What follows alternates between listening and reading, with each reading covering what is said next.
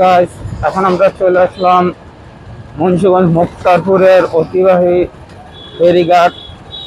এখান দিয়ে মানুষ হাজার হাজার লোক চলাফেরা করতো সেই ফেরিঘাটে। এই যে ফেরিঘাটে সেই রাস্তাটা দেখেন, এখন পুরোই নির্জন হয়ে গেছে, মানে এখনো ফেরি কোনো চলাচল নাই।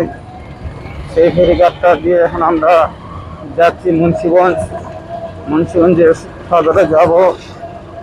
এ দেখেন, ভালো সেনাবাহিনী আছে তাহলে, যাতে না মুন্সিগঞ্জে আইন শৃঙ্খলা সমস্যা না হয়, কোনো নদীফারি সৃষ্টি না হয়, সেই জন্য সেনাবাহিনীও এখানে আছে। আমরা এখন মুন্সিগঞ্জে উদ্দেশ্যে রওনা দিচ্ছি। মুন্সিগঞ্জের সেই ঐতিহ্যবাহী বট গাছ, এটা তো অনেক পুরানো বট গাছ। এই নদী নালা খাল বিল দেখেন। এই সেই শিশু জেলা পার্ক মুন্সিগঞ্জ সদরের দেখেন মুন্সিগঞ্জের ঐতিহ্যবাহী সেই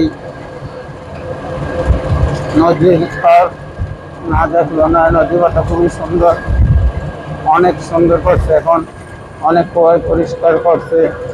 মানুষের যাতায়াত যাতে সুন্দর হয়, মানুষ চলাফেরা করতে পারে, সেই জন্য রাস্তাঘাট খুবই সুন্দর করছে।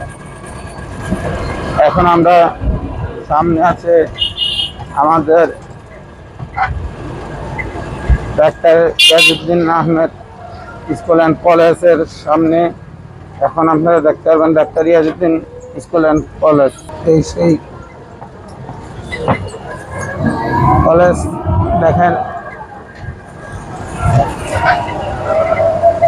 President professor Iajuddin Ahmed college.